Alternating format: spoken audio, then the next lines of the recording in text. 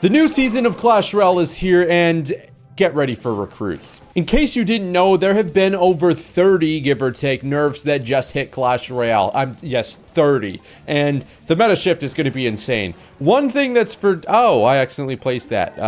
Did not mean to place that. Will not punish me whatsoever because I was going to do it anyways. But yeah, I mean, you pretty much... You can guarantee almost that recruits is going to be good in this meta based off what got nerfed and based off the fact that they were actually a pretty popular card inside the top 100. They finished, you know, there quite a few times, this specific deck to be exact, and they're just going to get even easier and better against, you know, crapper opponents. And a lot of the time, some of the decks they're losing to are going to be decks that are actually, oh, let's see if he fireballs this. Before I go Diddy Cage, I want to see if he fireballs this. Because there's no point wasting, like, my one guarantee. Damn, bro, he's not getting any hits. He got one. He got one. He got one. Okay, so what I'm going to do here is go Royal Hogs opposite lane, because I'm going to assume maybe he has a fireball. If not, that's okay. We should be able to make up some damage from the Hoggies here. And we're stun locking the Giant Skelly, which is nice, too. But we'll see. We'll see. Based off how long we were able to stall this Giant Skelly, maybe I'll get a pair of recruits down, and I can save my Diddy for the next... Ooh, this is gonna be fun. Oh yeah, we like this. Recruits pretty much should stop this entire lane. Not worried about those couple of skeletons on the left over there. We are gonna probably have to bar barrel. Oh, we have one extra recruit coming over and helping me out. Look at that, baby. We like that. Okay, at the expense of maybe not killing the one on the right there. Oh, we actually will. Okay, so yeah, typically, I think a lot of the things that beat recruits are getting nerfed. A lot of things that recruits beat are going to be coming back in the meta, and so that's a really good sign for everybody because we all love recruits. No, but as far as strategy goes, of course, everyone can say, oh, recruits is no scale, recruits takes no scale, and then, you know, you pick it up and play it, and you can't win that many games with it, and you're like, okay, maybe there's not much skill, but at least there's a couple of things you have to be on the lookout for. One of that is making sure that we are not overcommitting on the first play of the game, and because it can seem, whoa, Omar, you got to get the words out, bro. You got to get the words out. Love the zappies, by the way. I'm absolutely loving these zappies so far today. Let's get arrows going. Hopefully a little more flying machine as the value as the game goes on. We're not going to be getting very far in this game if we can't get our flying machine going. So yeah, it's like getting the run game going, except it's probably like getting the passing game going because he's flying. Duh, dumbass. Omar, what are you talking about? Okay, anyhow, we should be able to avoid taking too much damage. I actually kind of really just want to cycle to my Evo Brawler, which is the main reason I'm stuffing that back. But also, if I end up winning by like 300 damage, it's because of that cage. At the same time, what I was saying is we want to be careful overcommitting on the first play of the game because... you know, that can be something that loses you games that you probably should be winning just because you think you can get away with being a little too aggressive. Recruits is better as the game goes on. And of course, I'm not saying if you don't have the opportunity to cheese somebody, like if you do have the opportunity, absolutely go for it and be, you know, try and get that cheese and be as aggressive as you can, but don't overextend when you don't know if it's going to work or not. If you do know, because you either know the opponent's matchup or you know what cards they have in cycle, then I'll be my guest. Go for it. All right, so we have a 300 damage lead. I think I'm going to get recruits down in front of this flying machine so he doesn't have anything to directly place on the flying machine to kill it immediately. I will probably go in with the bar barrel here too. We're just going to arrows this Skelly over here because he is being very annoying. Let's get some Zappy staggered and a cage as well. Or I'm going to need E-Spirit Bar Barrel immediately, but it should also take out these Zappies, so that's very helpful. Let's go Flying Machine, arrows, that plus the Brawler and the Zappy stun should limit this to one hit, and then that way we're going to be able to get recruits and another set of Hoggies down, and if I'm smart, I should be able to get 2 sets of Hoggies down. So I'm going to go with the Bar Barrel here. The one disadvantage of this deck being I can't kill things like Mother Witch because, well, it turns out I'm not really going to need to actually, but you know what? We'll delve into this in the next game. Oh, lava first play. All right, sure. But yeah, basically, I guess we can't really overcommit in single against lava, but we kind of covered overcommitting in single. We want to be fireball baiting as much as I can. I don't know if this guy's a fireball. It might be like some weird lava deck, or it might be lava clone, God forbid. But yeah, we don't want to, we want to make sure that we're not giving our opponent too much fireball value. I do also want to make sure all these barbs get pulled over to that cage so we don't have one stray one going after my tower, and so... Oh dear. Can I get some funds? Can I get a drop? Oh my god. Okay, well, we're only down like 4 elixir, but we are up 1,500, so that's not too bad. Now, yeah, I mean, with recruits, it's simple things like we want to be keeping the flying machine alive in the middle, being annoying with it, forcing them to use things they would typically use on other things, on the things that we're trying to bait. We always want to try and keep the flying machines alive. He's got a clone. He's got a clone. He's got a clone. I know it. But I can't prove it. I know he has a clone in his deck. I just can't prove it. I will go with a just tiny little aggressive barb barrel here to protect my flying machine. Maybe force something else out of him. Force some arrows out. Now, that's not the end of the world. For him, because he doesn't have anything he needs to save arrows for. But that's typically what we're trying to do with things like fireballs. So if he had a fireball, we would want to be forcing out the fireball on maybe hogs or something, and then getting endless value out of our flying machine. Or if they use it on our flying machine, getting value out of the zappies or the hogs. It's just kind of an endless cycle, and trying to prod at the opponent, see what his answers are for something, and force him to do something that he's probably not comfortable with or wanting to do. So we'll get some zappies down in the middle. Not that these will do amazing against the barbs, but that they'll kind of be in a little annoyance in case he decides to go in with something like the minion horde. Now, I would like to follow up with the hoggies here, assuming we saw his only spell being arrows and what I think is a clone. Okay, so I know he has mirror. Okay, I know he has mirror. But that's a whole entire tower, so it's kind of hard to justify not taking that. We're going to get that barb to kill the skeleton general, thankfully. Take a little bit of flying machine damage, given it is being targeted by the tower. And I am playing recruits. They're not known for, you know, playing flawless defense. But when I have a 4,000 HP tower, I'm a little less, you know, strict on how much damage I can take from what. I'd rather just save my elixir and be able to overcommit on pushes like this. Are we going to minion horde?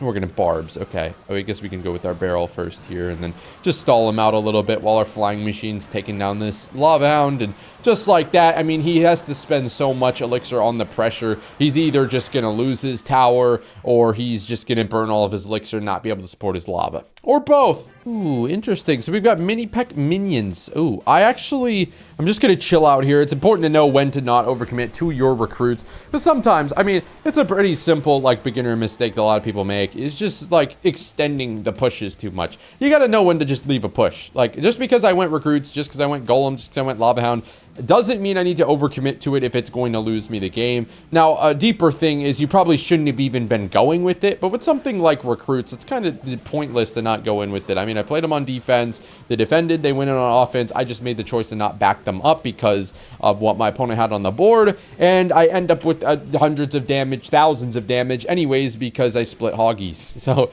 we're honestly, even though he's got a pump down in a pretty good spot here. Now we've got a golem. This is kind of, I think I alluded to this earlier, but I may not have. When you've got the recruits and you're defending with them, what's also really nice is that they're also applying opposite lane pressure at the same time, which is something you don't see typically in a lot of decks. You're going to have to commit like both. Oh, one of my zappies decided to leave. Well, the good news is that we, you know... Is there good news? Let's flying machine here, maybe so that we can deal with the lumberjack for a second.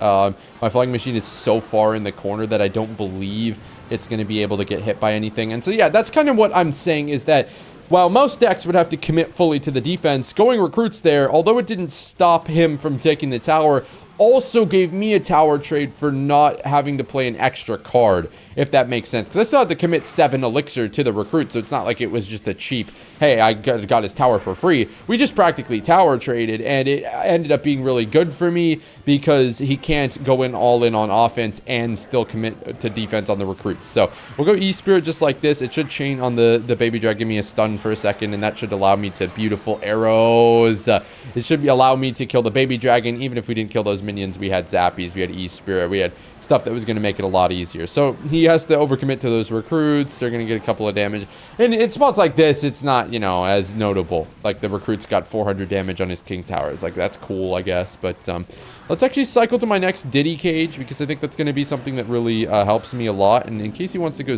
minions to snipe this, I do have my zappies in here, which is beautiful. No baby dragon. He's going to have to start committing to these recruits now, in which case we're going to go royal hogs. I think E-Spirit as well. And since we are, unfortunately, all on that golem, it means I had to commit arrows to that. But, I mean, the golem's entirely dead, so kind of works out in our favor. Now, the brawler just absolutely slaughtered that. Wow, the brawler's value there was insane. Hello? Not even... You're getting diddied. You are getting diddied. We're all getting diddied. Oh, whoa, whoa, whoa, whoa, whoa, whoa, whoa, whoa, whoa, whoa, whoa, whoa. You can't whip out the vines now, my friend.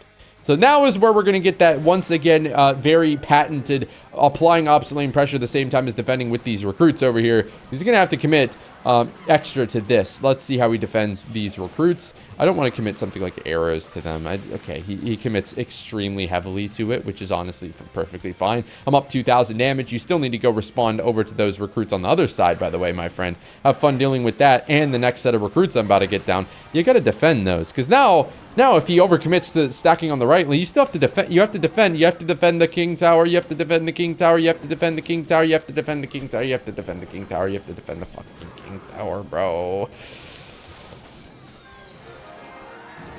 What? Don't tell me.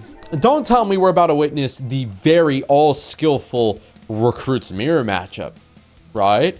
Because, oh, I don't even want to think about how this is. I'm not ready to dumb myself down to the level of a recruits mirror matchup. What on earth is the strategy here? I mean, I imagine he's in a better spot because he was going with the more defensive recruits, and now I've got to commit extra elixir to go deal with them. I've still got to worry about the piggies, too.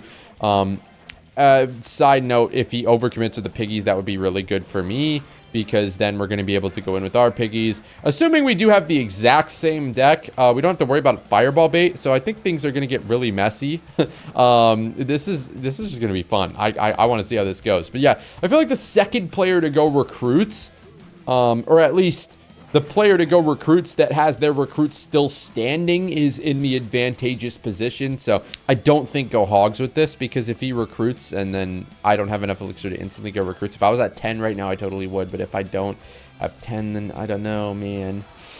I don't know. Okay, I will drop some recruits here, because in case he wants to counter push with the zappies, they will deal with that. And if he doesn't, that's perfectly fine too. Maybe they knock a couple shields off and we could get some charges going. Probably go with, I don't know if I want to commit the piggies yet, though. Like, because he just goes cage, right? If he just goes cage on our piggies, all right, and then he's got his massive-ass counter push, I'm kind of screwed, no? I'm going to go cage up here. It's going to kind of distract everything. Now, he does have fireball. Oh, things just got a lot more difficult. He has fireball. Oh, no. Okay, I'm going to let that one recruit hit, I think. It's kind of something I have to give him. But, yeah, he's got fireball in the mirror matchup. This guy's cheating. Okay. I'm just going to go bar barrel, and I'm going to eat a little bit of damage here. I'm going to go flying machine as well, because it's going to force out a fireball from him, or it should. I think he has to fireball this. And then we're going to go, we'll go E-Spirit with this. We'll go Royal Hogs, and then I think arrows here, so that we don't lose all of our piggies, and they don't all get drawn into the middle. And I kind of like this, because I thought I did give him a pretty big counter push. I've got my, I've got his fireball out, so Zappy's going to get a little bit of value, and I've got my Evo recruits in hand. So these are going to wrap his defense up. Oh, he's got fireball and arrows. I guess he doesn't have bar barrel. Okay, that's kind of chilling. Bar barrel is not like the most pivotal thing in the world for him, so I mean, he's probably fine not having that. I think I do still go with the Royal Hogs over here, because he's got to respond to that flying machine. He's got to use something to distract it. He's just gonna fireball that immediately, which is again good for me because it doesn't full counter hogs and also allows me to get value out of my zappies, which are kind of actually flying under the radar, doing a ton of work in this matchup. So I'm actually up, surprisingly, even though he has a fireball, and I'm kind of jinxing it immediately. Awesome. Okay, let's lock in a little bit. Let's probably go some recruits to the back. He's going to have to commit to these. Probably not having to respond to that. I want to try and get a flying machine down the middle if possible, but I just genuinely don't think that that's going to really happen. Especially since he could just fireball it immediately. I almost want to try going for like 2 sets of hoggies, but I don't know. Okay, I'm just gonna cycle zappies again. I'll cycle some zappies, knee spirit going, some arrows going. Should deal with the majority of that side, and then we go with the cage here. Zappy's gonna deal with that one piggy. Not too bad. Let's try and get enough elixir for some more recruits down here, because I think that's just gonna be necessary. We protect our zappies at the same time, so that's really nice. I think I will go with my own zappies here. In which case, he could either fireball them and they die instantly, or they're gonna get a ton of value. So we'll go hoggies in the middle here. I'll He's going to fireball them, so I'll go Flying Machine and just cycle back to some more recruits. Since they are having Zappies in the way of his Flying Machine, he wouldn't be able to instantly kill our Flying Machine. He can't even target it at the moment, actually. And now we're going to be able to go in with more Royal Hogs, which aren't going to be all able to get hit by that fireball. He actually saves up to go recruits, and in doing so, takes a lot of damage from that recruits. He's not able to respond to those piggies instantly. And now we can just go, I think I go recruits here, or cage here first, and then stagger the recruits in this lane, because he did go hoggies all in that lane. He doesn't get a single hit out of that. And the Majestic, that's definitely one word for it, mirror matchup, of recruits has come to an end.